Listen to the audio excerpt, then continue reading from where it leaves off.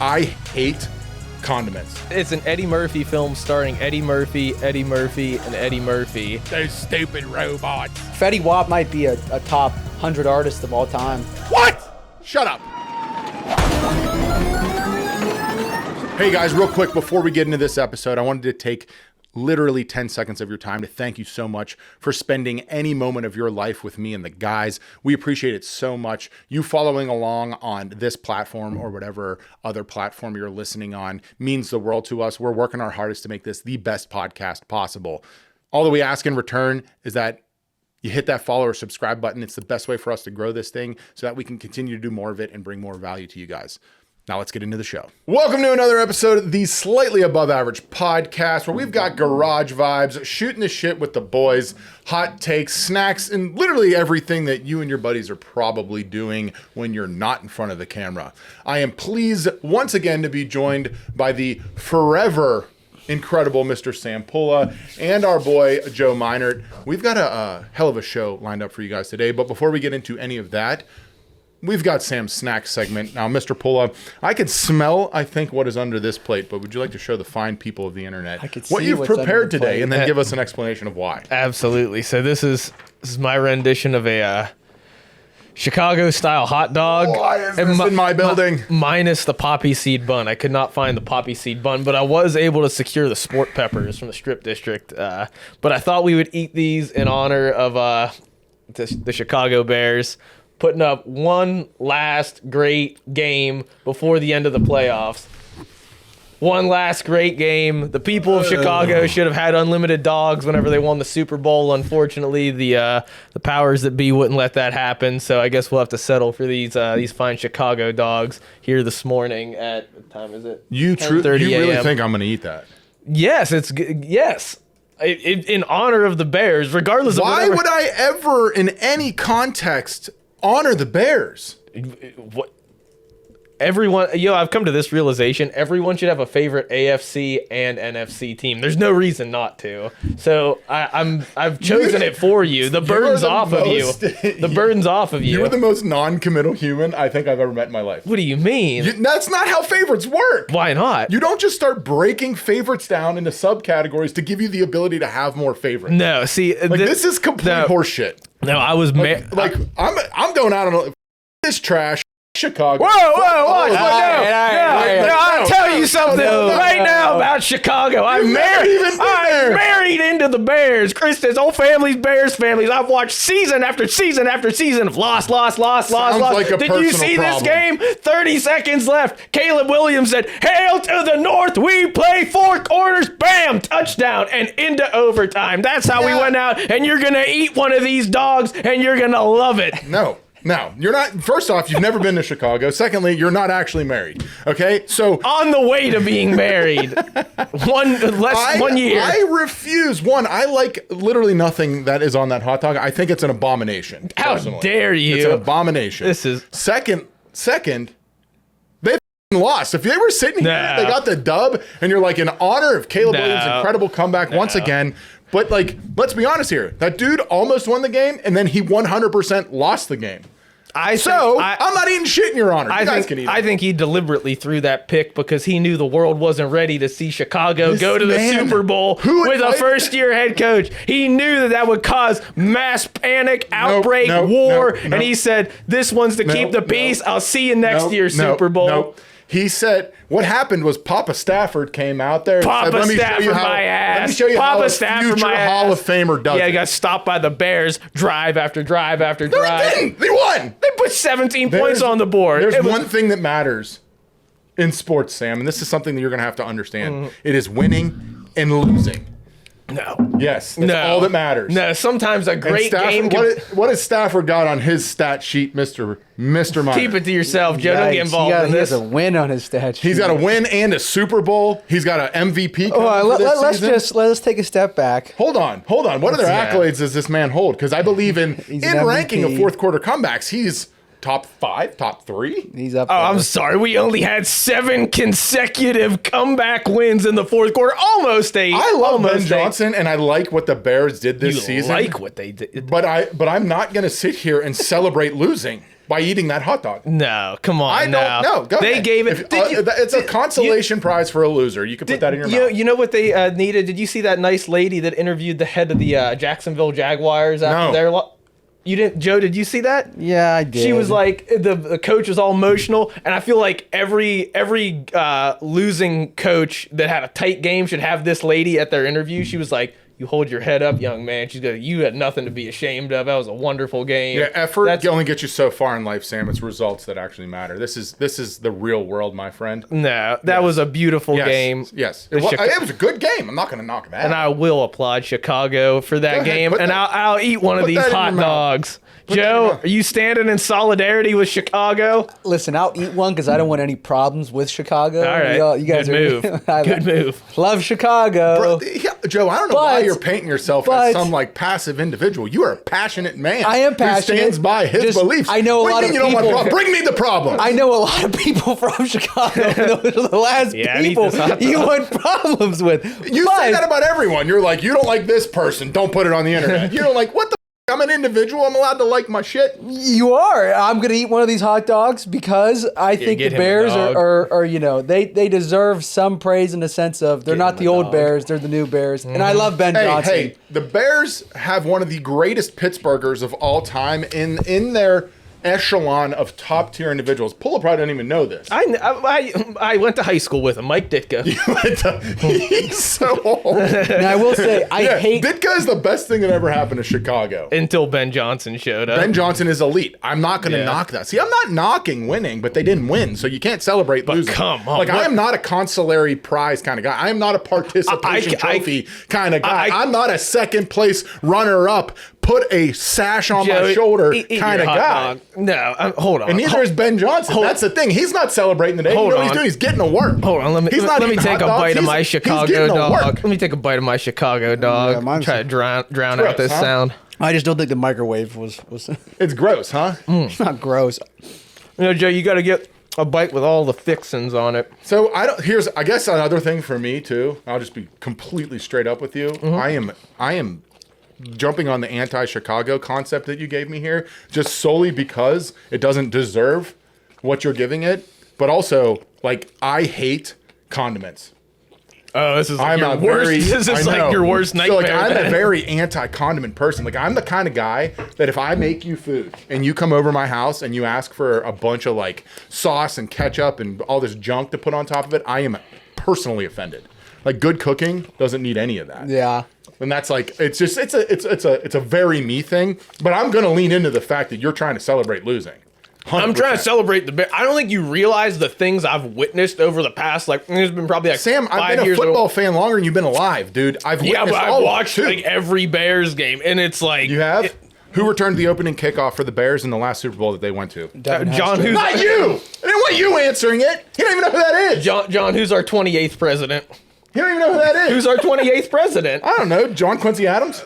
No, that was our second. Or that was actually, no, that was John Adams was the second. What does that have any relevance? Well, then can I argue, William Taft? Can I argue you're not an American because you don't know that one wasn't specific in my stat? lifetime. I wasn't alive when the 28th president of the United States was the 20th. You were alive? I'm saying I've watched ever since I've been with Kristen. So minus a couple years. No, I've been with Kristen 8 years. But 8 years and you're not married? But I'm engaged. I have a date, but I had to do it. I said I chucked that one up there, Joe. He's just taking it. The past few years, I've been watching the Bears games, and I don't know every statistic. However, I do know usually some bad losses. They're usually bad. Yeah, and this was a miracle. The Bears are a roller coaster of a franchise. 100%. You know something, right?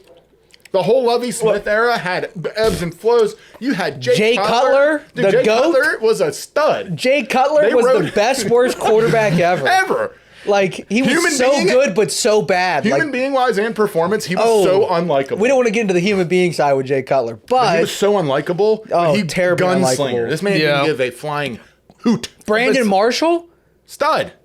Most catches in NFL history on the Bears in one single game. The start of Khalil Mack's career. Like, don't come at me with this Bears fan bullshit. Like, I've been. You don't. Oh, okay. No. Being a fan of something, you don't have to answer a quiz. There's not a bunch of questions. Being a fan. And no, actually, I'll tell you why it's not. Because this season alone, so many friends, family members, including my own father, have converted to Bears fans. They're called bandwagon fans. No. Yes. No. That's literally the definition. Can we pull the definition up on screen? Put it here. No. Make sure that it says explicitly that there's jumping onto a team while they are good is a bandwagon fan. Yeah, someone who starts supporting. I've been watching the Bears only when it becomes popular. I've been watching the Bears since before they were good. I watched several horrible losses. I remember when Jordan Love first came to the Packers. I remember the hope in the air. That was 3 years ago. Yeah, I never claimed to be a lifelong fan. Is 3 years not enough for you? No, not for what you're claiming here. You're claiming like ride or die, heart and soul. No. Can someone not love something? Can I not say I love this team? This is my NFC favorite. You can, but that is completely different than what you've been saying. What have I been saying? That's, Joe, have I said anything that's outlandish? To be fair, I will say he's putting words in my mouth. He did pick the Bears to win the Super Bowl. Yeah, thank you. Over the and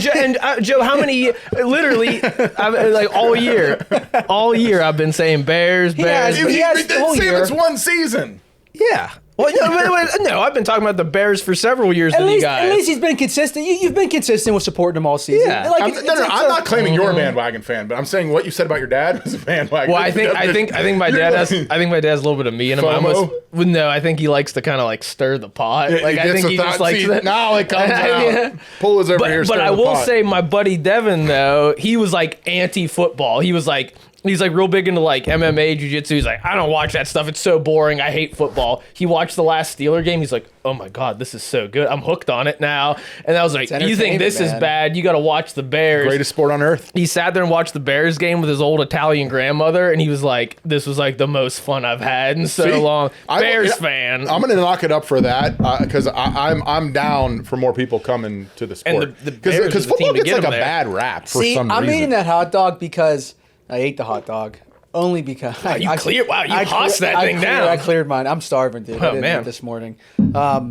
I will say you have been consistently a fan of them. I do think they didn't win. I think it's pointless. The season's over. I think that is the biggest overall takeaway that I agree with John for. I wouldn't say pointless. I just don't celebrate losing. You don't win the Super Bowl. Like, what's the point? Everyone's trying to win the Super Bowl. I'll give you pushback there. If you don't win the Super Bowl, you're right. What's the point? But also, the Bears are a phoenix rising. Like I think they are. Caleb Williams, I think proving a lot. Right? Their Ben defense, Johnson, their coach. I'm so pissed that dude isn't a Steelers coach. Right? He's a great coach. He's going to be like you just saw his. I mean, it's like 12 degrees last night. You're watching that game. Everyone's there like holding like jackets and like frigid, and he's just standing there, just pissed. The most incredible part was like how invested the city was, like the fans, as far as you could like not hear a voice in the stadium. They were all so quiet. That is a beautiful aspect. I mean, I sit here, I say Chicago, but Chicago is a phenomenal sports town. City, yeah. Like they are ride or die lifers. They will literally die on the stake of like the Cubs and if they're a White Sox fan. Well, I don't know many White Sox fans. But the Bulls and the Bears, like they are phenomenal sports fans. I don't know if it would be considered the greatest sports team. Even the Blackhawks do. So like it's up there. Straight across the board. But we also have a phenomenal sports city. That's why I sit here and say, like, I believe in Pittsburgh. We stink across the board right now at pretty much every sport.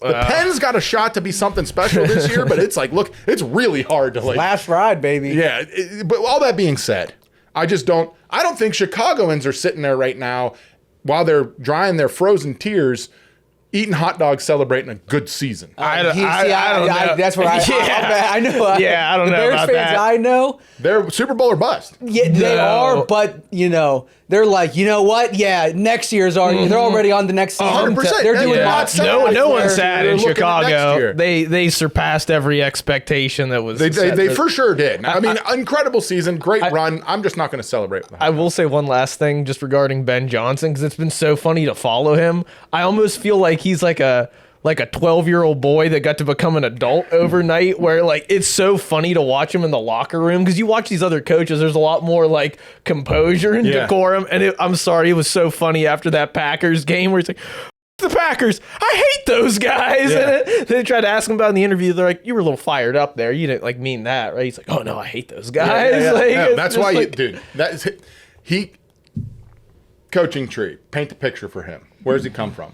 Oh man, he's Dan Campbell.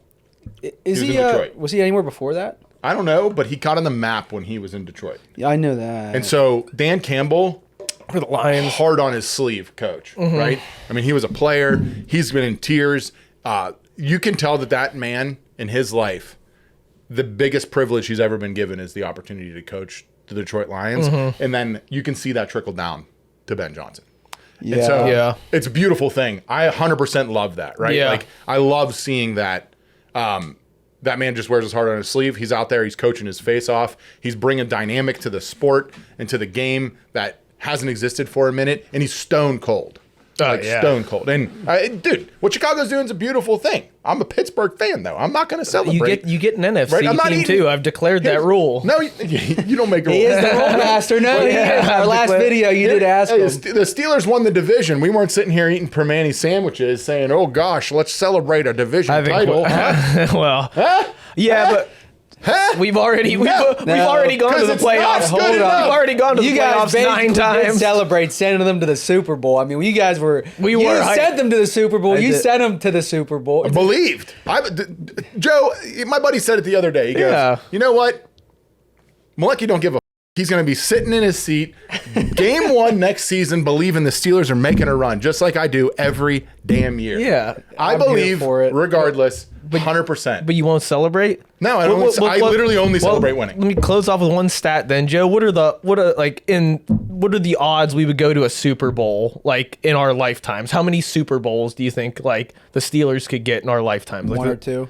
Okay. So that means there's like hypothetically, if we live like another 50 years, 0% chance. You want to have 48 years of just I'm not being happy about this one. Correct. I'm not celebrating. Why? Why not? Because the standard's the standard. He's gone, but the standard is the standard. Like after the it's Super Bowl or nothing. After the Steelers lost, I'm sorry, there wasn't a lot for us to celebrate. That was a hard loss. But a loss like this, where it's tight, you can celebrate that. Loss is a loss. No, there's different types of losses. It was a prettier loss, but like a loss nonetheless. But spinning off of the Bears' loss in their pivotal matchup against the Rams on Sunday Night Football, that paves the way for the NFC and AFC championships. We're getting the Broncos versus the Pats and the Rams versus the Seahawks. Yep. What are your guys' thoughts, predictions going into that? Who do you think comes out on top in the AFC and NFC? Let's start in the NFC, Sam's favorite division. The only team in the back half of the season to give Seattle like a true game was the Rams. So Seattle, I don't want to see them win anything. I don't know why. I just have, you know what it was? It was the Legion of Boom made me so angry when they were good. They were so good. Who's the Legion of Boom? This is why we can't have this man in the room. Who's the Legion of Boom? Shut up. Are they related to Legion of Doom? Basically. They were worse. They used to. They were so good, but I hate cocky football. Like I hate flashy. My pinnacle of a football player to me is TJ Watt does a really good job, I think, of not like being a very self-centered kind of celebratory person. He doesn't talk about himself much. He's not in the media a ton. Larry Fitzgerald, very similar. Score a touchdown, Joe. What does he do with the ball? Hands it to the ref. Okay. I hate all the hoopla bullshit, celebrating touchdowns like this, smelling your finger, throwing, fucking knives and shit out. Like, I don't like any of that. You watch people celebrate. They're like pulling swords out like you're like some elite fighter. I'm like, get out of here. Like, what's the D-backs do? The sword? No, it's not. Despicable. That's not a sword, John. I hate it. What is it? It's a seatbelt. That means they're strapped. They strap the receiver.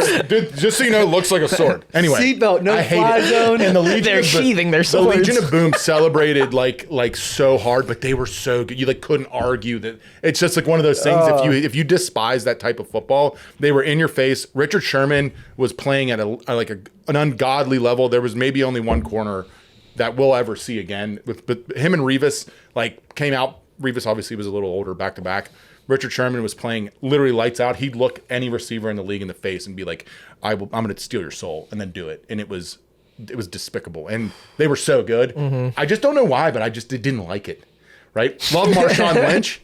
that I didn't like. And then they did it with Russ, right? And then Russ coming to the Stees and doing nothing. It makes me dislike him even more. Dude, the Legion of Boom. But fed so I want to see Seattle lose more than I want to see the Rams win. But I also love Matt Stafford. I'd love to see him. He gets another Super Bowl. First ballot Hall of Famer, I think. I just think, you have the Rams. I'm rooting solely on fandom here. I think they're gonna go. I mean, I don't know if you saw, but they're registering earthquakes in Seattle last week. Really? For a home game. Yeah, that 12th man's legit. It's gonna be a rough game. I think they played twice this season. I think they're in the same division. I can't remember. Anyway. It went down to the wire for the division title for that number 1 seed between the Rams and Seattle, and it was a close game. I think the Rams can come back, pull it off. So I like them. So what do you think? I mean, I don't know enough about any of these teams to give an actual this is what I think is going to happen. You pick on mascot or team colors? What I want to happen, I'd like the Rams to go over the Seahawks. Strictly just because I've got a neighbor that has been a Rams fan since he lived in LA back in the 70s, and I just remember growing up, he watched them when they were the St. Louis Rams, and it was so sad. It's like watch another game, Rob. It's lost. So I had Rams on that side. Broncos Patriots. I was telling Joe earlier what I want to happen. I know it won't happen, but I know Bo Nix is hurt, right? So there's one man out there, one legend that I think could get the job done for Denver. They bring in Phillip Rivers to send them to the promised land and then beat the Patriots, get to the Super Bowl. Phillip Rivers defeats the Rams fourth quarter with the Broncos. That's a fairy tale right there. It's not possible. But imagine if it could be. Imagine if that happened. You're unbelievable. Imagine it that. would feel scripted if that was the case. I know. Come on, man. Let's give Phillip one more shot. The Colts... I think they still have his rights. I don't think they waived him. So well, maybe he voids his contract. He says the money. He can't fuck the money. His own contract. Maybe the owner. He already got a prorated. I don't know. Can they get Flacco out? Is Flacco free? Who you got? Who you got NFC? This man. I originally had picked the Broncos versus Rams. I would love to see the Broncos versus Rams just to say my bracket was right. However, I do think it's going to be Seahawks Pats. I think we're going to get a rematch. The Seahawks play good. I think the Pats. I think Stidham's. Bo Nix being hurt puts a wrinkle in everything. It does. If they do somehow can we run the clip? Yeah. Did you see how he got hurt? He's taking a knee. It's like I was wondering because I watched the end of the game and I was like, how did he get hurt? How did he take a knee like a he did something. He up on turned sideways and someone fell on him. He turned sideways to take the knee and it was I don't know. It's crazy because there's this weird thing with quarterbacks, right? It goes on the stat sheet as a negative stat. For some reason, I don't know why you did. You watch every veteran quarterback. Mm-hmm. They take 2 steps back. You get some. Brady used to have him push forward, and he would so he didn't get the negative stat. But they were that was I think them asserting their dominance as the Pats. Wow. But you take 2 steps back, take the knee, you take a 2-yard loss. Yeah. He didn't do that. He took this weird sidestep thing, and then a defender fell and smacked him in the knee. I saw the clip this morning. I was you know what would be an incredible Super Bowl that would ruin the NFL? If the Broncos won and the Seahawks won, but the Seahawks, Sam Darnold's been having injury problems, oblique issues. If he gets hurt and we have to watch Drew Lock versus Jared the backup bowl. The backup bowl. Let's go. That's more probable, Pola, than your theory of Phillip Rivers. There's no way they're signing someone off the street. That's ridiculous. What didn't they do that in that one Mark Wahlberg movie about the Eagles? They're like, we're having open tryouts. At the beginning of the season. He's just hanging out in a bar. He's like, I guess I'll be the quarterback for the Eagles this year. Vince Papale on the kickoff. He was a special teamer. He wasn't a quarterback. No, I think we have some good games coming up, some fresh faces, at least from the past couple of seasons. I think it'll be some good football. Now, that leads us into our next craze. I didn't get my AFC. Oh, sorry. Who do you have? So, it's probably going to be a hot take. My Yinzerness obviously doesn't want to see the Pats go to the Super Bowl because that gives them a chance at getting at 7 before the Steelers do. Mm-hmm. But golly, do I love me some Vrabel. I'd run through a wall for Vrabel. That man rules. I want right now for me. I'm looking at it. I'm I want the Rams to beat the Seahawks. It's going to be a tight game. I don't know. And then I think the Pats do win just because Bo Nix is out. And in the Super Bowl, I don't think the Pats can stop the Seahawks. I think they could beat the Rams. I don't think the Rams have the pass rush that they need to like on defense. Now they were just in like a too high shell last night, just like the whole game eating up Caleb, right? And it was wild because he made a bunch of mistakes. I didn't catch the Broncos game, but like I hate it. I hate so much that I'm like I'd love to see Vrabel win and this is his first season as their head coach, right? Yeah, like it'd be nuts. The prodigal son returns back to where he played, won multiple Super Bowls, takes them to the ship, does it, gets it done. Like, it's such a good story. And that dude is what football should be. So it sucks as a Yinzer to say it, but see, I think the Pats really are going to go. But here's the thing: it feels different this year with the Patriots. It's not Tom Brady Patriots, but it's still. I get it. It's still the 7. Patriots, but I think something about Tom Brady being just Tom Brady himself winning a Super Bowl just pissed every Steelers fan off ever. So like, it's Drake May. He's young. How crazy is it that the Patriots are able to go from having Brady to like cluster to back to dominance? Yeah. And in the same time, the Steelers like literally can't figure shit out. Shows you what happens whenever you take some losses, you draft well, and you rebuild. But hey, I mean, they weren't intentionally taking losses; they just happened to take losses. Yeah, they just were shit. No, you see the writing on the wall. Like that's the thing that's going to be the next level of the Steelers is like, are they going to buy into someone for 20 years? Meanwhile, they're interviewing coaches that have no young. They got some young coaches in the mix. They do, but like they're top right now and what's being reported. I'm all in for that. I'm not in for McCarthy. I'm not in for Flores. That's I love disgusting. McCarthy. Your time's over, bro. Go retire. Like, and Flores, McCarthy would be a terrible head Flores coach. is a dictator, so he's not going to be able to. I don't know that locker room. Joe, he was already here. Like if he was, I don't know. Anyway, getting out of football because this isn't a football show. Whew. Sam, take us into the next segment. Can you read? I'll do my best. So we have compiled here a list of we have a list of different. Yeah, these are a bit pungent. Maybe I'm gonna scoot these off the table. Hold on. We have a list of some common movie villains. So Joe thought it would be nice for us to do a Mount Rushmore of movie villains. Now you are not limited to the villains on this list. These are just to give you something to reference here. But you're gonna pick. This isn't it. Ridiculous list. Yeah, 4 top movie villains. I feel like we should have subcategorized or something. This is like all over the place. They're just the most popular villains on any show. I know, but it's like you're going from sci-fi to like horror to a lot of villains. Yeah, I'm gonna throw a wild card out there because I think it's one of the most fantastic acting jobs, and like just such a good movie. But I love seeing Hans Landa on there from Inglourious Bastards. He was so good in that role. Yeah. Right? Like, you didn't even see that, did you? I've seen Inglourious Bastards. I don't remember which one's Hans Landa. He's the. Damn it! I'll show you. Yeah, just show me a photo of him. He's the main guy in the whole movie. He actually. What's that actor's name? He's in all the Tarantino movies. What's his name? He's the guy that was eating the cake all funky. Yes, What's his name? Christoph Waltz. Yeah, yes. Christoph Waltz. Christoph Waltz actually speaks all of the languages he spoke in the movie, right? And he's just he's such a dick, right? And you like, there's so many like I don't know. It's just such a good deep depth character. Like. Who's on your Mount Rushmore? Since the movie's satire, I don't know. I love seeing that on there. So, I mean, Mount Rushmore of movie villains. Go. Are we going by quality of the acting or just period? Like, I think it's up to you. I think it's up to you. I think I'm going with quality of the.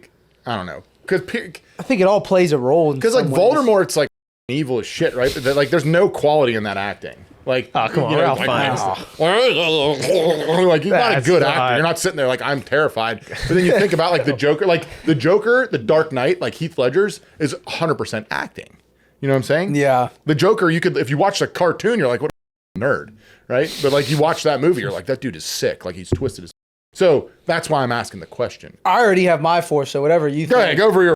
I'm thinking too much. I'm going too adult. Like, what metrics are we measuring this on here? I'm going too adult with this, I guess. Mount Rushmore movie villains. There's only 4 right answers here. I think there's a 4 here that I'm gonna give you. Your young ass is Darth Vader. He's on there. No order, by the way. No specific order. We got Darth Vader, the Joker, Heath Ledger, favorite movie villain of all time, Voldemort, and Thanos. That's it.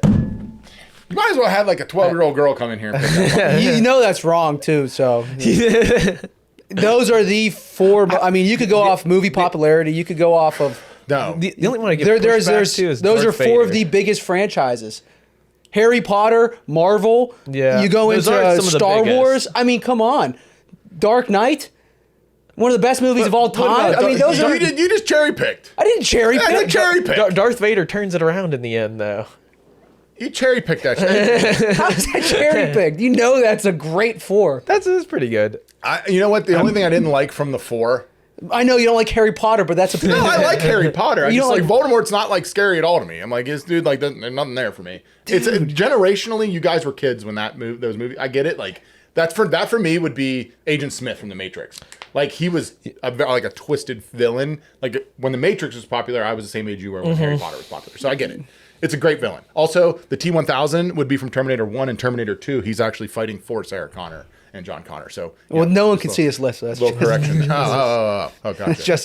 But I knew you were picking Thanos because I know you love him, right? I know you love that franchise, which is great. I'm gonna let you go. I don't think any of mine are on this list. I'm gonna give. How is them that though. possible? I'm gonna give them though. How are 0 of yours? So, Go ahead. Number 1. This one's probably the lightest of them all. I'm gonna say Commodus from Gladiator. Great character. That's a solid. Yeah, It's really good. that's very, ball knowledge there. Very pretty hateable. evil. This is why I was saying like franchises. Like if we could have bracketed, maybe going that- too in depth here. Just No, because that's like, how do you leave that? How do you leave Joaquin's role as Commodus off? Like he was so hateable. He was I just pretty asked evil. ChatGPT to give me the most popular. That's movie what it villain. is. It's stupid. Those stupid robots. You like to No, it's a provide good list. list. It's a I'm good open list. for it. I think if we get into specificity though, then we can have like more engaged conversation. Anyway, Yeah, Commodus is pretty evil. I think even just strictly off that one line alone, he like says that evil shit to Russell Crowe about like his wife and kid. And I'm like, whoa, that was some evil stuff right there. Under him, I'm gonna say Calvin Candy from Django. Leonardo DiCaprio's character. He was pretty just raw evil. There was no like, there's a little likable quality about him. Yeah. There's like nothing really there. you ever seen the clip of him actually shattering that glass? Yeah, and it's it's actually real. He's like bleeding and he's just in it. You're like, love Leo. He's pretty raw. And then I'm gonna say, you've never seen The Boys, have you? No. I'm gonna say Homeland. Homelander's a wow. That's ball knowledge again. Yeah. Paul is pulling some. That's a solid list. Homelander. I've seen some of the most up things. That on show's just fun. television. So I'm not gonna lie. My buddies didn't like start talking about that show, and that show didn't come to fruition until I became a dad. And so because I have daughters, I was like, I don't want to watch this like this shit. That show's up. It's just like sick humor. Yeah, it's I'm not into It's that. not even humor. Sometimes it's just pointless violence. Yeah, the comics are worse too. I mean, I guess the Terrifier's not even on this list. He's a stupid ass villain. Yeah. Never seen those movies. my final one. This one, I think you should get to have a villain you like too. I'm gonna say Rasputia Lattimore from Norbit. What a villain! What a villain! Not many positive attributes there. I mean, she cheats on Norbit. She almost kills a dog. She assaults many men, women, and children throughout the course of the film. She lies about being pregnant. I mean, just Lost me on that one. But Come on, the first man. two were great. I don't even know what the Norbit is. Joe, Google Rasputia Lattimore from Norbit. I can't spell See, Rasputia. Norbit. It's What is Norbit? you've seen Norbit. You know Norbit. No, I'm just lying to you. It's an Eddie Murphy film starring Eddie Murphy, and Eddie Murphy. And Eddie Murphy actually plays his own wife in the film, Rasputia Lattimore. And yeah, from the time they're kids, she actually tricks him into getting married. And she's a big old bully, I'll tell you what. And okay, anyway. those are my four. Those are my Lost me four. on that last one. Golly, dude, Those are my four. You know how to really turn a conversation. Rasputin, Lattimore. Rasputia. Rasputin. Someone could probably make an AI image of that. He's going into like historical figures. He's like, Hannibal. You were like Hannibal Lecter? No, Hannibal, the historical figure. He's like Genghis Khan. I'm like, it's him. Anyway, so I want more specificity, but if I'm just going gut off the top here, number one, and this probably for me it's Sauron from Lord of the Rings. The problem with this is that he's not physically a character in the movies, so you guys are going to sit here and be like, or whatever. But like, this man was like a world destroyer before Thanos was even a thought. I thought you. And picked so that. like if you actually get into like Lord of the Rings stuff, like this is an evil son bitch, which is pretty cool. And I think that the depiction of that character in the shows is like he's like in people's souls. He doesn't exist physically. I think that's pretty. He's the big eye on the tower, right? He's that.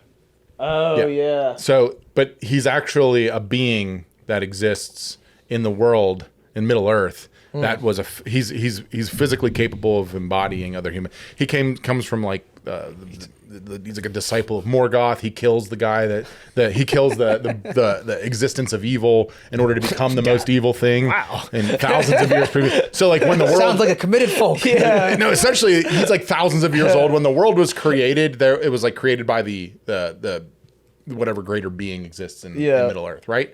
And then there was a bunch of siblings that were like given the ability to keep this like easy to understand, given the ability to run the world. Well, the one Morgoth was jealous of another one, and so he became evil, whatever. And then for like 1,000 years, all he tried to do was just kill his family and take over the whole world. And one of his disciples was Sauron, who ends up killing him and then becoming the most evil thing in existence of like all of everything. And then he's defeated, blah blah blah blah. So I can't believe he killed the existence of evil itself. Right? Morgoth became so. I might evil have to change my list. That sounds pretty sinister, man. It's as sinister as Thanos, right? Like Thanos wanting to kill half the universe, but Thanos was hard because they made him likable in regards to like he was trying to save humanity, kind of thing. It was pretty interesting. I'm not putting Thanos on my list though. I'd like to see you try to kill Rasputia.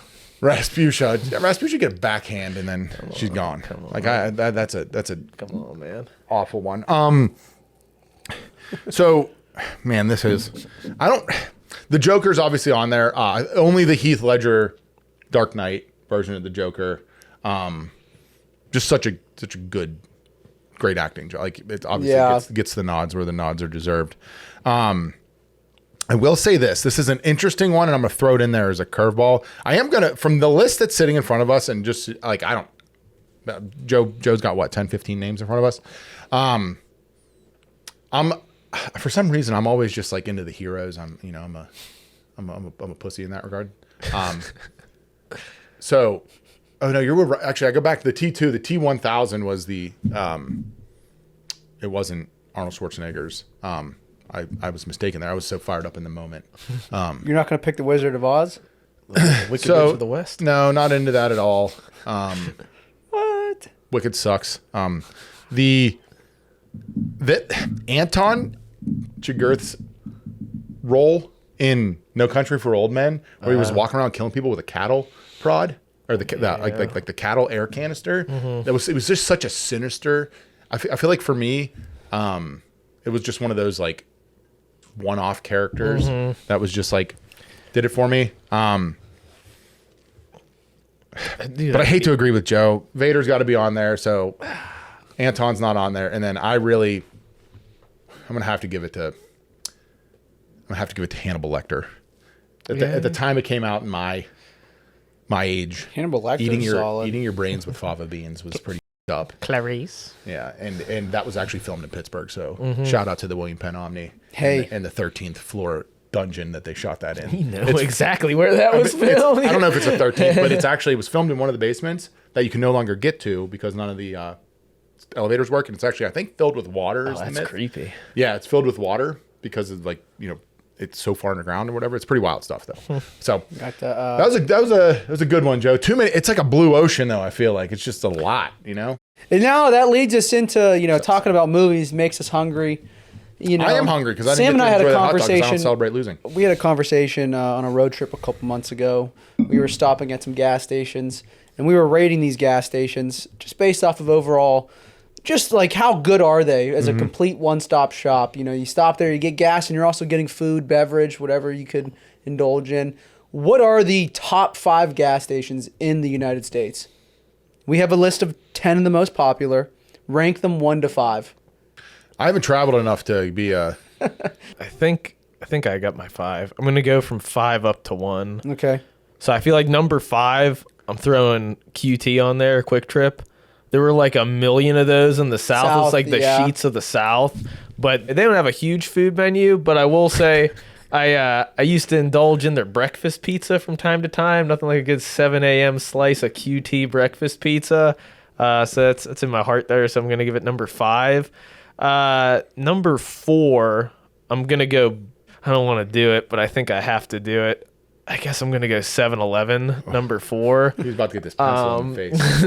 Now 7-Eleven's not necessarily known for their quality or their taste, but they're dependable. They're always there. It may not be the best. It may not be hot. It may not be within the expiration date, but it's there for you when you need it. He's not wrong in that sense of like there's 7-Elevens everywhere. And I will say 7-Eleven is the best place to hear some stranger conversation that you'll just talk about for like hours on end afterwards. I've heard some crazy shit in the 7-Eleven. You take too much time and I got to get in and out. I'm not. Yeah, you're spending too much time. You take your time perusing there.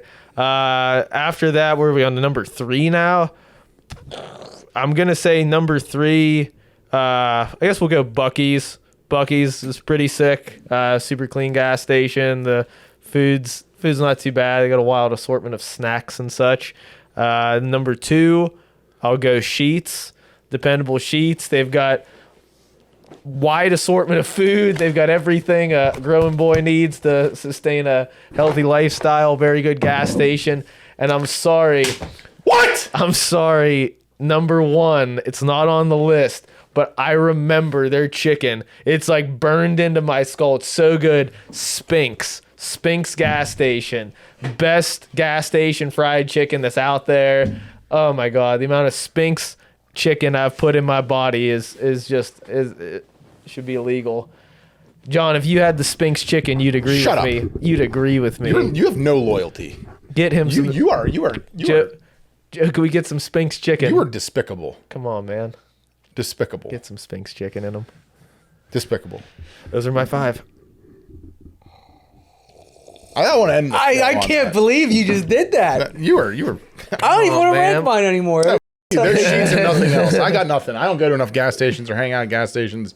I don't care about gas stations enough. There's only one gas station. It holds supreme globally. United Front. Sheetz all day, baby. Let's go. Number 2. I think Sheetz is a solid one. He's right at a gas station no one's heard of. Yeah. Joe, look up Spink's. It's like you saying I could Google anything. Like you saying the greatest drink ever made was one you made for yourself No, one it's time. SPINX, and it's weird because their logo is a sphinx, but they spell it different. There it is. I've never seen or heard of a Sphinx. Making life easier. What a nice slogan. Bro, first off, never been to Buc-ee's. I don't remember any time I've ever been to Wawa's. Never heard of Casey's. Speedway, 7-Eleven trash. Like, you can't just rank things because they exist. BP. I think Sheetz is like a top tier. Sheetz is 1. Never been to a Sheetz. Go to a Sheetz. They have everything. It's quality. It's maybe not the healthiest, Clean. but they make it in front of you. Yeah. They have a wide assortment. They have alcohol. They booze. They have literally everything you could want. Nicotine, you can cigarettes. Either show up drunk and get some goodies to eat, or you could get drunk and then get the goodie. A lot of them have car washes. It is a one-stop shop. Competitive gas prices in your local area potentially. Yeah, they do. I can't verify that one, but that is definitely 1. I think 2, Buc-ees. You have to go to a Buc-ees in Texas.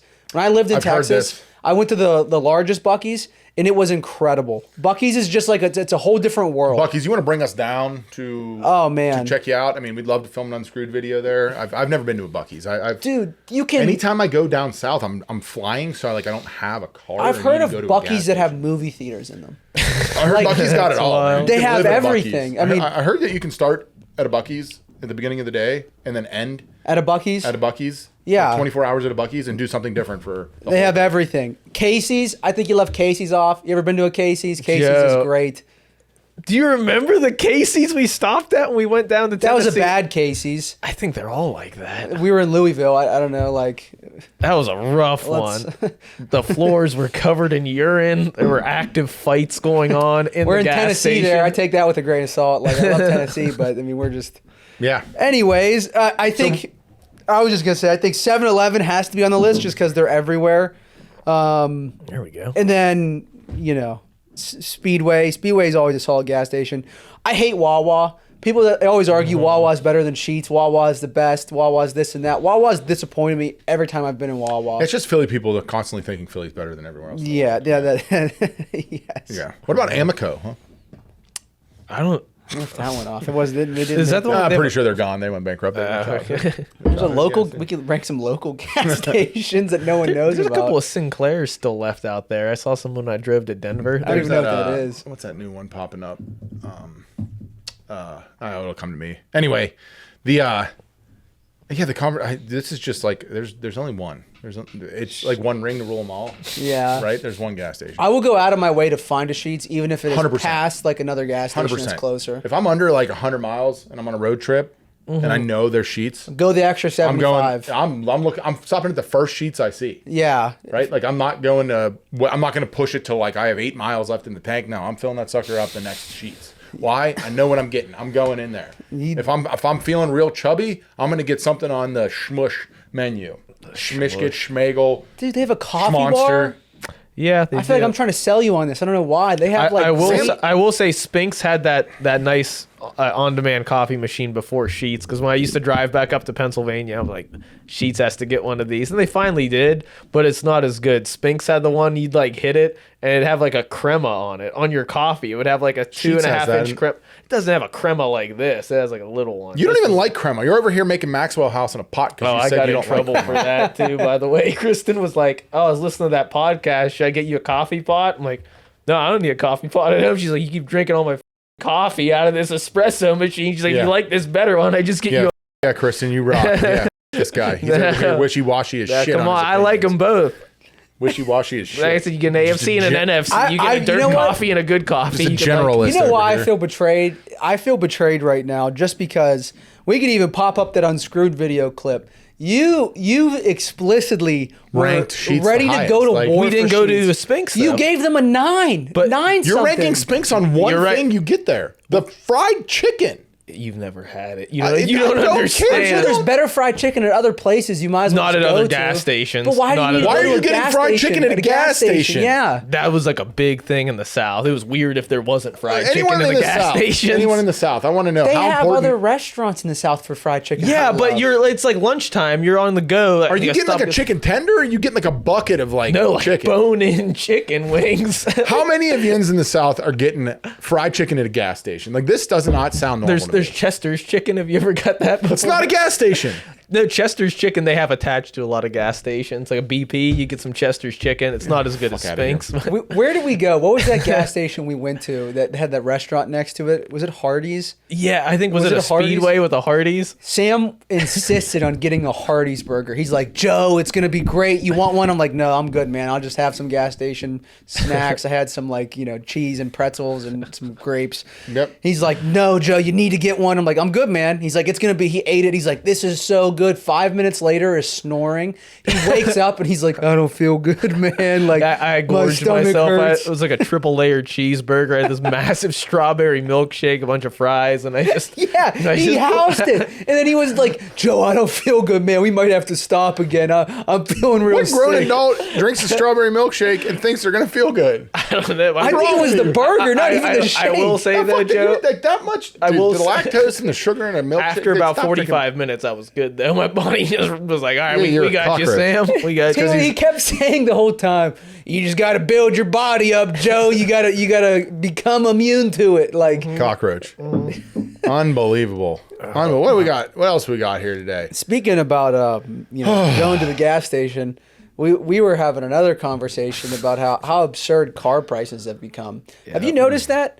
Like car prices are like when I was a kid, I remember my dad would go into a Ford dealership, brand new truck for his business, $30,000. I mean, full pickup, loaded, brand new. Nowadays, you have to give your firstborn and cut off an arm or a leg just to get a vehicle. I mean, it's nuts. Yeah. Yeah. Yeah, the MSRPs have gotten wild, and then you get that other layer of the dealership itself, because it's like, oh, this is what the sticker price is, but you know, if it's deemed to be like a rare car, it's like we're having trouble getting these in. It's like, oh, we threw another like 15,000 on the sticker price, and then you have to negotiate with some guy with a mustache, and then you just walk out feeling dejected. They do all have mustaches. Yeah, Holy yeah, shit. they do have mustaches. It's a sign of power.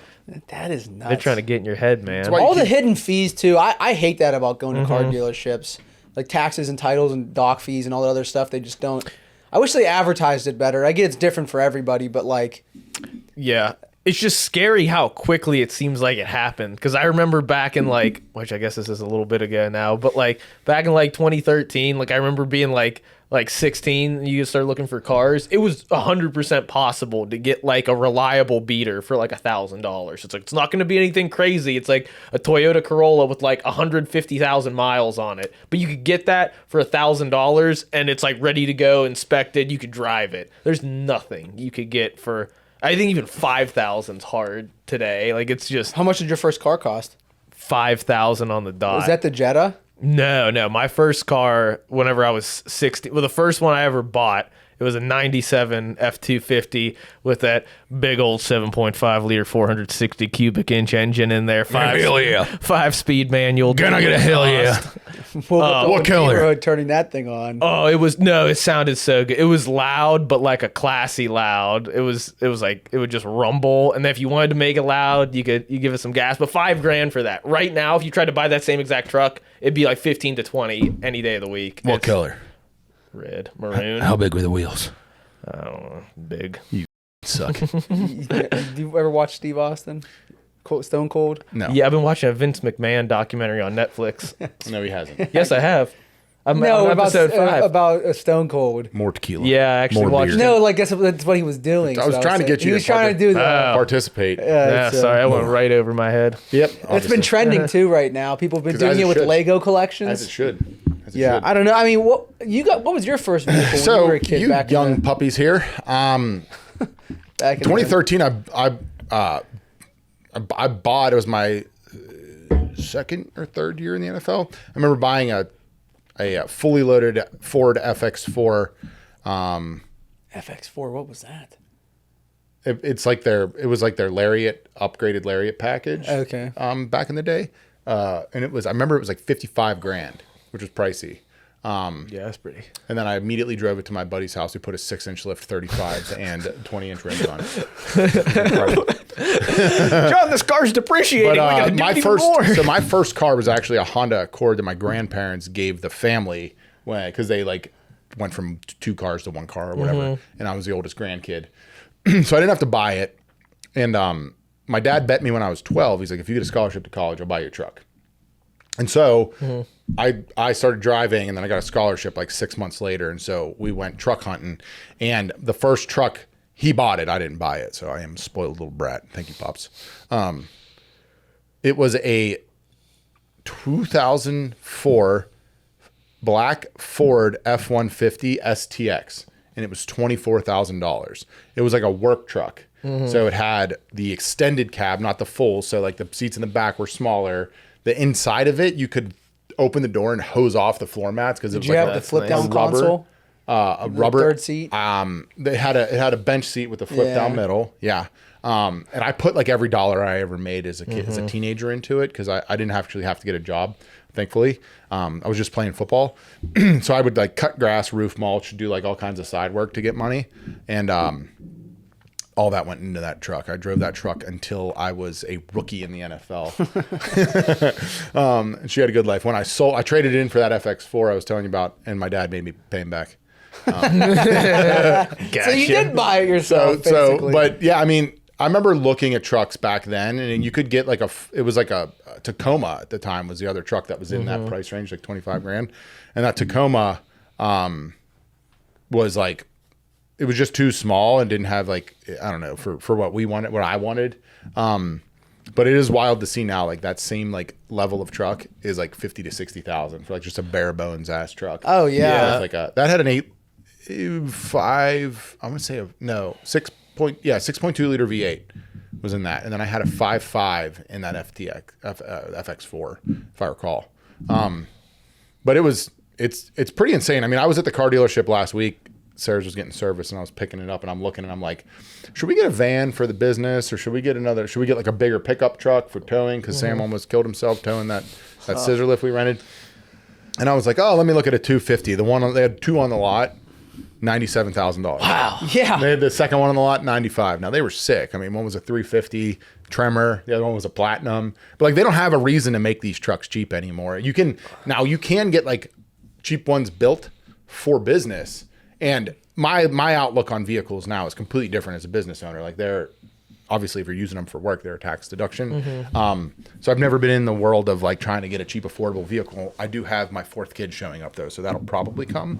But yeah, it's absurd, man. It's one of those things where you're like, how are you supposed to overcome this financial burden if having a vehicle is a necessity? And it's actually, I wonder, it's actually be interesting to see the statistics globally of when ride shares became popular, and then like the increase of the cost of vehicles because of it, right? It's like, oh, you don't need to buy cars anymore. They're like, well, they can't let that. That's a global economy within an industry. Yeah, like vehicles. Yeah, right. You guys, because you got to remember, you've got how much global, how many different data points are globally tied to the automotive industry. Period. It's like you can't let that collapse globally, so they have to prop it up. So we can jack the prices up.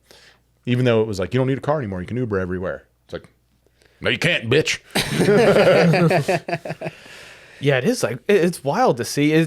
I think the thing that makes it like just extra hard too is like, it wouldn't be that bad if like the prices are getting jacked up, but they're still like very like reliable, dependable cars, things that you could have over your lifetime and service. But it's getting like more and more frightening, even how they approach these vehicles with maintenance. Like I got served this piece of short form on one of the new Broncos in like a dealership, and they're like, it's like, we made sure to design this Bronco so it was like easy to work on. I'm like, that's lovely. And they're like, you could take the whole thing off the frame with just a few bolts here, and then they lift it off there. I'm like, oh, you mean you make it easier to work on at the dealership? Like, no one's going to be able to lift that thing off the frame at their house. It's like they did it with the Rangers when they redid them. Yeah. And those people hated it. It's ridiculous. That and all the engines, too. They're trying to meet, like, these, like, just insane fuel emission standards. So they're just, like, putting, like, turbos on smaller and smaller engines. So, you know, you'd have, like in years past, like, a naturally aspirated engine that could go for, like, 200,000-300,000 miles. It's like, not anymore. Direct injection, forced induction. Like, this thing's gonna burn out so quick. That's okay. Bring it back to the dealership, trade in, get another one, and you'll keep paying us until you die. The economics of the automotive industry are wild. Like the depths and the moves and the blah blah. It's insane. Oh yeah. Have you guys ever seen the video of them building a Jeep from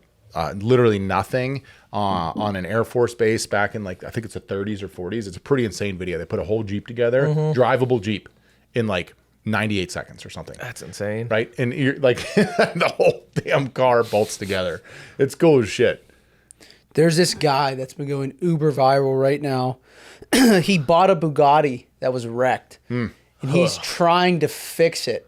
And he's doing it all himself, not using the dealership. And I'll find it and show you guys the clips, but it's been this big thing of him trying to prove that Bugatti's just like ripping people off. 1,000%. And you're not paying for quality. Yeah, you can go spend $20,000 on brakes. You know what I mean? Like, do they actually cost that much?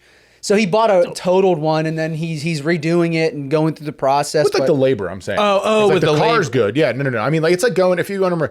The maintenance on a Mercedes is equivalently 4, 5, 6x on than it is. I'll show you the video. I do think with a Bugatti though, I feel like that'd be a little bit different though. Okay, I'll give you an example. Like a Mercedes. I don't know the exact numbers, but he was trying to get the front right headlight like broken because it was a total Bugatti. He bought it, is like redoing it. He's a millionaire. The front light headlight, he got quoted at like, I think it was like $15,000 or something like that, just to replace it. Yeah. And he's like, I 3D printed like a mold and someone's going to come do it. There's no way it's worth $15,000 to get that replaced. Not like cosmetic stuff. The engine though, so here's the thing. You have to watch it. He broke it down. I don't know, man. Oh, like, really? Yeah. You have to think about like the time value in order to do that, right? Like, you can't sit here and say, like, working on a Bugatti should be cheap. Like, no, it's a Bugatti. Like, you're completely right. Like, it's not like you can just drive down to your local automotive parts store and snag up a headlight. You know? Yeah. It's like, but the other part of it is, it's like, yes, he can 3D print that, and then like what, you're going to save half the price, but you're also going to take like 3 months to get that headlight.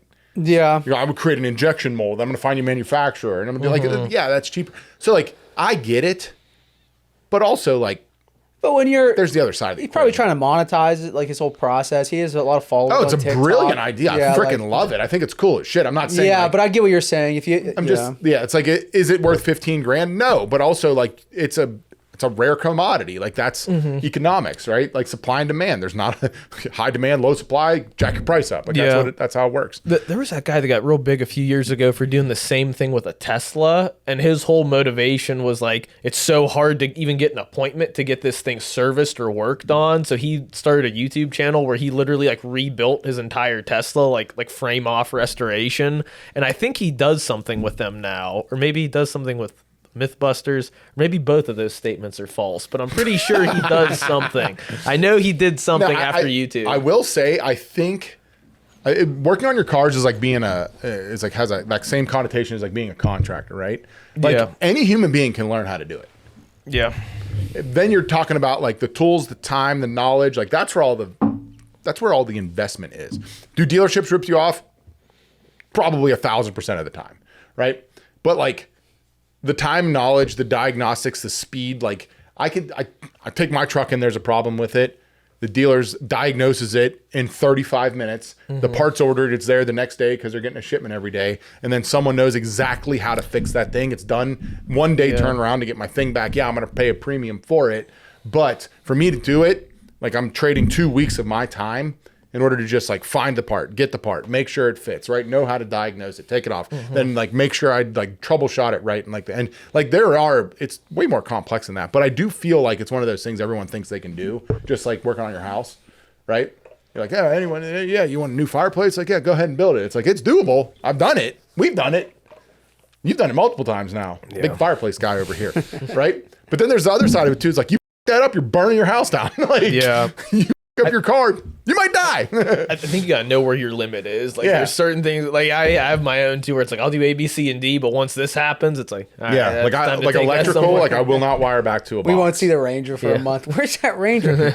They say it's good, guys. Like don't worry about it. It's coming back. Like I will say though, there's been a massive resurgence in like doing more things yourself, which I think is great. It's kind of losing its weight in woodworking, which is sad, but it's definitely like heavily prevalent in DIY. And I think it's in automotive and home specifically, which I think is super. I think it's correlation awesome with the prices of stuff. Yeah. Like things are nuts. It's expensive. I know there's that company Slate that they have that, it's like the Amazon truck. Yeah. And I wish like they took that. I love the concept of it where it's like everything's like bolt on, easy to fix, I just wish they did that with just like a little just naturally aspirated like 4-cylinder engine, like just like a simple vehicle like that, like something where it's like I don't even know the brand that would put it out like this, but it's just like a base model something. Just you want to get into a new vehicle, you get into it for like under 20 grand.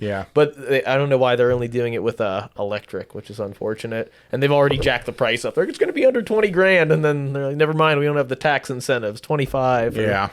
It's a wild world we live in. It'll be interesting to see the next 5 years because there's been a lot of like, legal stuff that's going on in the automotive space.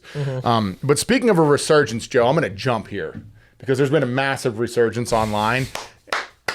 And that's been with one of Joe's favorite artists of all time, Fetty Wap, getting out of jail. I wouldn't say favorite of all time. No. I'm going to quote you.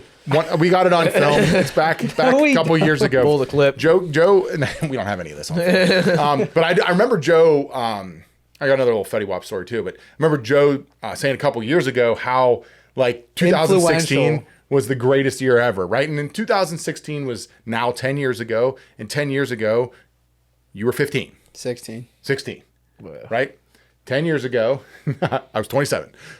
The impact it had on my life, nowhere close to the impact it had on yours, but I do remember it. And Fetty Wap coming out of jail has like had this massive like boom online. I think it's cool as hell to see because I didn't realize the dude was even in jail. I just thought he fell off. I don't pay that much attention to rap and hip hop. But curious, we'll get to Joe here in a sec. What does Fetty Wap's return to the world do for you, Sam? I don't know. I really don't know much of anything about Fetty Wap. All that I know is that when I went to college, that's when like his songs were like at their peak. Like, I just constantly heard them no matter where I was. Like in like 2015, I could be in any location in the United States and there was a Fetty Wap song on somewhere, and they were great. But I didn't know you went to. What did he go to jail for? Drug trafficking. What kind of drugs was he trafficking? I don't know. Sam's always got to look it up. So I remember we had an employee. Shout out to Craig. Back like 10 plus years ago when Fetty Wap was coming on the scene, and he was all into like hip hop, and he had this like little DJ side gig going. I don't know what he's doing these days, but nice kid. And I was just like, I don't know who this dude is, but he loved him, right? And it was just like, it was insane. Heroin, fentanyl, crack. Oh man, Fetty Wap, what are you doing? Yeah, not good for the kids. Not good. I didn't know that, man. I thought it was weed or something. Holy shit! But I will say the best part of the internet right now is seeing Russell Dickerson, the country artist, singing at his counter while he's cleaning his mug, and his wife's recording him doing a Fetty Wap cover that he used to do as like a party trick. That dude seems pretty cool. It'd be a freaking blast to hang out with. And that thing just absolutely going viral. That's actually where I found the fact that like Fetty Wap, right, is like out of jail, because I was like, why is a country artist that I follow say, like, what is going on? Oh, I was like, then I went down that, got served the algorithm took over. But explain to us, Joe, why this is so impactful for you. Man, Fetty Wap was just my whole high school experience. Was it? Like everywhere you went when he started like his music. 2016, just in general, for me was just an unreal year for like music, sports, just life. It was just like full circle. You had Fetty Wap, Lil Uzi Vert was getting huge. The rappers you don't like, Drake. Drake was hot that year. Your boy Kanye. A lot of great music in 2016. I'd argue it's gotten worse since 2016. It's only going to continue. I would also agree. But it was a great year. Peak music. LeBron James 3-1 coming back against the Golden State Warriors, the Cleveland Cavaliers, NBA champions. There was a lot happening in that year. And Fetty Wap just took it to the next level. Like his music was just. It's so weird. It wasn't like this hard like drill rap. It was just like a vibe, like rap music that anyone could listen to and kind of vibe to. I will say like it was just more of we'd play it in the locker room. We'd get hyped before football games. Like it was just, I have the most vivid memories of everybody always listening to the song called Trap Queen by him. Like you have to, I'll play it for you guys suburban after. Catholic school Joe, Trap Queen. Half the school was from the city. You know what I mean? Like, I dig it. I mean, the songs are incredibly catchy. Like I can't knock that at all. You can't not knock it. Everywhere you went, you were here, baby. Like, I was like, what am I listening to? 'Cause I feel like for me, it was like the de-evolution of good rap and hip hop, because that kind of like, you have no idea what he's saying. Like it's almost impossible to understand. I could sing it word for word. Some of them, I don't know. But like a normal person, like you can't put that on for like anybody and then understand the words. Sure. Which was like, in my opinion, I just don't like that era of hip. I don't like this mumbling It's stuff. audiences, right? Like we don't. 100%. I'm not taking away from like, it's good. It's catchy. Like it's fun. Right? Like 1738. Like I remember vividly being like a drunken idiot in my mid-20s, right? And like that's in every bar you go to. Yeah. It was fun. It's just like, but it is cool to see, like, I mean, it was just, unfortunately the dude had to be like a, drug trafficker. I would say like peak Fetty Wap probably is if you were in high school or college, like high school wise, just hanging out with your buddies. I'd imagine, I wasn't there, but like I could imagine what frat houses were like in 2016 with that shit playing. Yeah. I'm sure it was just incredible. Were you in frat houses in 2016? I wasn't in a fraternity, but my roommate was. I used to frequent this agriculture frat at Penn State a lot. Sounds like a blast. It was more of an agriculture frat? Oh, it was just all country guys, and it was. You're right. You're at Penn State. You got the FAA. Yeah, no, it was a good time. Yeah. One time I was there. It was during rush week. I asked my buddy. I said, "Could I pretend I go here?" And they're like, "Absolutely." So I kept introducing myself. I'm like, "I'm Sam Poole. I've been here for a couple years." I did see these stats though, Joe. I saw the Pokemon Go came out. The Cubs broke the 108-year drought. Yeah, the drought. Basketball, no one actually cares about. That was the last basketball I think a lot of people cared about. But there was a lot of good stuff. He just told me to go down. You're telling me I'm scrolling too fast. He's reading useless shit. social media transition. Oh yeah, there's Cool. the music. Yeah. Oh, Frank Ocean. Yeah, he's big then. No too. idea who that is. But I would say Fetty Wap getting out, it's more purely nostalgia. It's just You like can definitely tell. I think it's a cool thing on the internet. yeah, I think it's so sick to see him Yeah. like getting released. I haven't listened to. I will say it's not like I didn't go turn on Fetty Wap when he got out. I saw some TikToks and I was like, man, miss those days. And then it Yeah. was just like on to the next. Like I it's not didn't- gonna When did he get out? Was it like recently. It was like last week. Last week. 2 weeks ago. Oh, okay. Do you remember like a few months ago? He was real big on TikTok. There were those memes where it would be like it'd be like they had like the scene from Star Wars where they're like flying into the Clone Wars and they play Mine Again and they do with like all these war movies. And No, it's like, I haven't. Oh yes, I have. Yeah, yeah. I saw with Assassin's Creed someone did it. Okay. Yeah. Yeah. They're like, oh, we're going to war, and then it's like what the Gen Zers are like bumping. Incredible, John. I'm telling you, like he changed lives. It was a vibe, huh? It was a whole vibe. It actually like genuinely makes me so happy that he's out of prison. That's such like a what a time. I saw What that a he's like time. literally just going right back into making music. Yeah. Yeah, I mean Fetty Wap from his 2016 man, he might be a top 100 artist of all time. Out of here.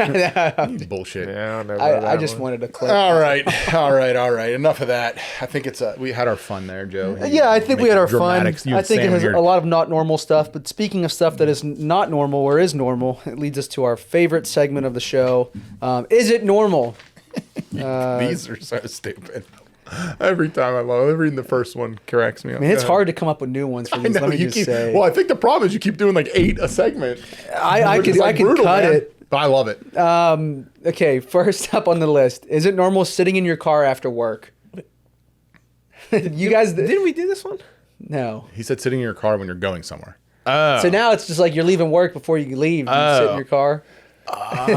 You know why I'm asking this, and you know. Do I? Do Wait. some thinking here a little bit. I We can't. no, I don't think it's normal. I think now when you say after work, I don't think it's normal when you're at your place of work just sitting there because I think it could lead people to wonder what's he doing out there, what's going on out there a lot. He's been out there for a while. Is he okay? Is he contemplating something? When you get home from work, like you actually make that trek home, and you want to sit for a minute before you go. Into In the the house. I think that's normal. Yeah, I think the end of the trek Yeah. is where it's normal. Yeah. It's not normal I at the think beginning of the it's trek. weird if you're Does just sitting in sound your a lot. car at work. The beginning of the trek, especially if you're leaving work, weird. Just get out of there, man. Go home. Yeah, like go home. there's a lot of better things to do. Okay. All right, next one. Is it normal thinking you could have gone pro? This one's not really for you, John, but Sam, you know so many people probably I do that man, I could have gone pro if I was just healthier. I could have went pro if I wanted to or Surprisingly, I actually don't. No, I honestly can't even think of anyone off the top of my head. I don't think it's normal. In fact, I feel like you come across like Al Bundy. If you're like, I could have went all state if it wasn't for my bum knee. See- Like, I feel like just don't say anything. No one's gonna ask you. No one's gonna prod you. I think it's normal to hear. I hear people say it a good bit of the time. Yeah. I don't think it's normal to actually believe that you could have done that. Yeah. But I think it's normal for people to say that. I think it's common. A lot of people just like to think of where they could have been or done. It's so much more common than it should be. Yes, It's yeah. And I think it's so funny because I'm not in like vast rooms of people who don't know me. But when I am and you hear talk like that, there's always that person that's like, John played in the league.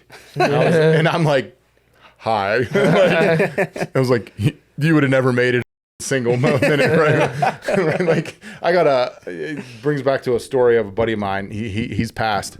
And RIP Tank. But he was old enough that I didn't play high school football with him.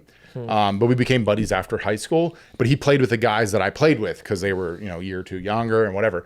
So these guys were seniors when I was a sophomore, and then he was a senior when I was a freshman. So like freshmen didn't play with seniors. Anyway, we were getting boozed up, and like I'm in the league, and I just remember I'm sitting there with my two buddies that I played high school football with when I was a sophomore. Lived with them in college. They both played at Duquesne. And he was like all banged up on a ramble. He's like, could you have blocked me in high school? Like, I don't know, maybe. He's like, but I think I was pretty good. And they both looked at him and they're like, are you insane, dude? Like, you didn't even start in high school, and you think of this dude who's literally in the NFL right now couldn't block you? And I'm just sitting there like, what do I do? What do I do? What do I do? What do I do? Right? Because they're like arguing around me, and I was like, this is wild. I was like, I wasn't even like that good. I mean, I got real lucky to go to the league, and I'm like, there's guys that are so much better than me.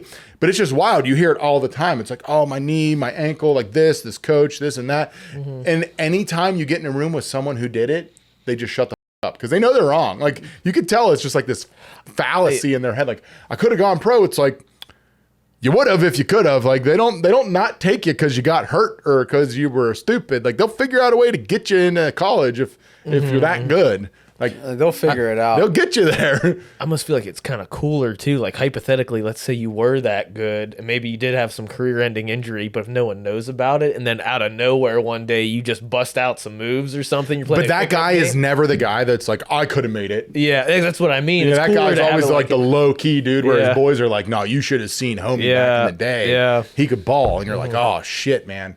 Sorry to hear. Like, my buddy Robbie, he was a running back at my high school. Like, literally had like 36 touchdowns or something comical and like 2,800 yards rushing. Shattered his foot, right? Like, blew out a knee. Went to Cincinnati, blew out a knee again, blew out a knee again. He doesn't even say like, oh, I could have made it to the league. It's like, no, he could have. I know he could have if he wouldn't have got hurt. Like, the man just couldn't stay healthy. He was just super talented, but he's never making statements like that. It's everyone else. Yeah. You know, it's like, oh, if the coach didn't hate me, it's like, coach would have liked you if you were good, dude. I'm like, you're making shit up. So that's normal. Anyway. What do we got next, Joe? I messed this wording up on this one, but all right. Is it normal to send text messages immediately after receiving one from somebody, or do you wait a couple minutes and then answer? Like, you send me a text while as you're typing, you hit send. I'm on my phone. Click. I see the little bubbles pop up, and I immediately respond. Is that normal to respond instantly? I think it's abnormal. It freaks me out, to be honest. Whenever I send a text and it's like, when you say immediate, I'm saying like less than 30 seconds. I'm like, is this person just glued to the thing? Like, how are they responding? Like, what? Like, it's happened to me before where I've sent text messages and then you see the bubbles pop up like immediately. I'm like, this is weird. Like, you're just waiting for it. I think at least a minute or two has to pass by. And even it's happened to me where I've got a text and I'm like, oh, I can immediately respond. They replied back like real quick. I'm like, you gotta wait, or it's gonna just it's weird to have it that quickly. I know you're gonna have the opposite. You're gonna be like, what are you talking about? I think it depends on who it is and what they're texting. That's a good point. Yeah, I can agree with that. Yeah, like, also on top of it, if I'm on my phone and you text me, I find it to be a courtesy. I'm also like a very much like, I don't want any notifications on my phone. Right, I clear them or I get rid of the app. Like, I don't keep, like, if I have an app that has an egregious amount of notifications, I get rid of the app. Like, I'm not dealing with that. Like, it's just anxiety riddling. And on top of it, like, here's the thing. If you text me and I don't respond quickly, what are you thinking? He may be out having fun. No, he's probably thinking the world's burning because you know I'm going to respond quickly. But quickly is different than immediately. If you were responding, but if I'm on my phone, I think it's normal just because a lot of us are on our phones a lot. Like, I got my 3 screens on my desktop. If I'm on my desktop and you text me and I'm not in like deep work, I'm probably replying within 5 to 10 seconds. Yeah. If it's something normal. If you like, if Joe doesn't text me, you'll Slack me if it's for work. If you text me, it's probably something personal, or you're like out and about and just need to like, send me a voice memo, right? So I'm gonna get you quick because you're not gonna like.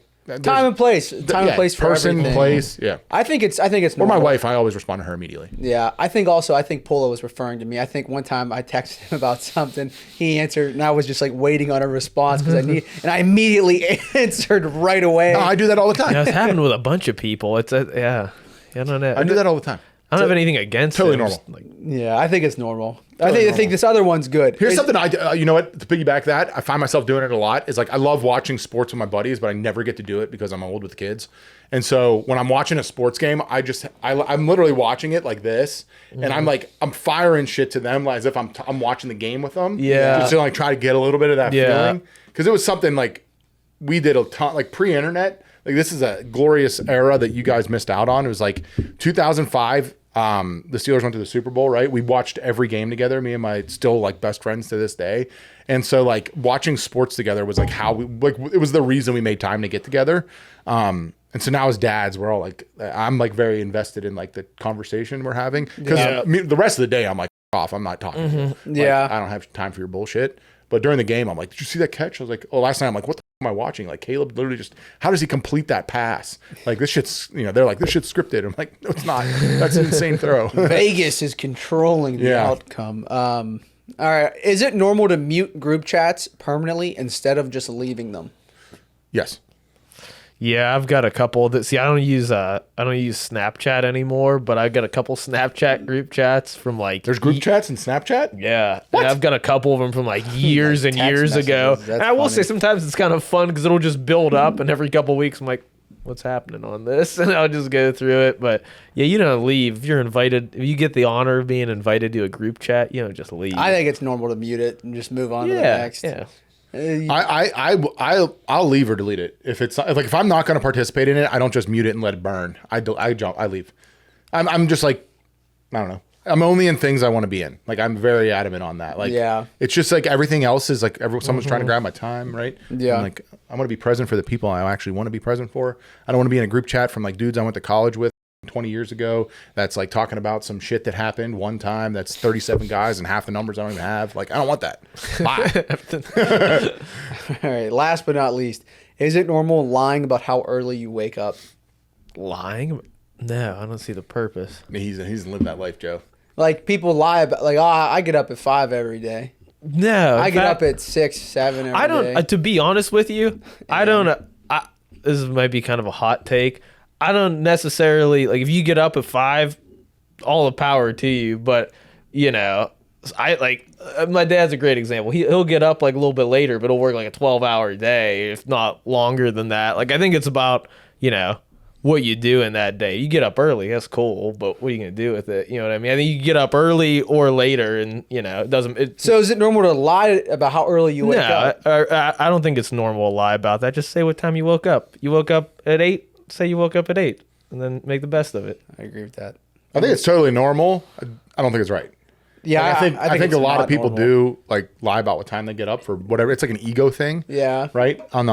Like I was actually talking to my boys last night about it. My one buddy's like, he's like, your morning posts make me want to run through a wall, dude. And I'm like, great. I was like, it's the only time I have for me. Like if I don't get up at 5, my time's immediately just sucked in a bunch of different directions. I don't get to like work on my health or wellness or like learn or knowledge or any of those things I want. I got 3 kids, a pregnant wife, like 2 dogs, like this business. Like there's just a lot going on. I need to get that time. And I've also come to realize in myself personally, like I go to bed at 9:30. Like I don't function well late. If I stay up late, like my quality of my existence goes down. Yeah. Compared to when I was your guys' age, I was like, I'll burn it on both ends, baby. I'll get up at 5. I'll go to bed at midnight. I'm good to go. Like I don't have it anymore. But I will say in your 20s, you find a lot of people that get like a lot of like, man, I get up so early. I'm with Sam though 100%. What are you doing with that time? Right? Is it scheduled? Is it consistent? Are you trying to accomplish certain things and you're putting that time to task? Like, yeah. Also, or you're like, I suck in the evenings. I'm not a quality human. I want to get some, shit done. I'm gonna get up early. Like, yeah, do it. I can go on for this like for hours because I think it's a very fascinating thing. But I also think that if you want to make big changes in your life, like that's the easiest thing you can do is just like set a goal, wake up a little earlier, start attacking the goal. Simple as that. Yeah. And that's an area where I'd much rather see people going. So super cool. Super cool like life hack for anyone out there. Just make it a goal to get out of bed a little earlier and you can get some shit done. But as far as like a sign of ego and pride, it's super common. And I completely disagree with it. It's like, you're not better at anything because you wake up early. So what do you do with the time, my friend? What do you do with the time? What do you do with it? And speaking of time, I can't say in words how grateful I am for you guys spending time with us today. That's going to be a wrap on this week's show. Let us know in the comments down below what was your favorite segment or what questions you have or how you feel about any of the despicably deplorable, stupid shit that we talked about today. Whatever it is, we love you guys. We appreciate you. And if you want to get early access to any episode, make sure you are checking out the Builder Bunker. It's our private community where not only are you getting early access to every episode of the podcast, but you're also getting live streams from in the shop. We do some live broadcasts once or twice a month here. Giveaways giveaways, all kinds of cool shit. There's now some new features. There's a new chat. We've got some new short form content that's coming out over there that's exclusive off the other platforms. It's awesome. Check it out. Let us know what you guys think. And with that, we appreciate you. Subscribe, and we'll see you on the next episode.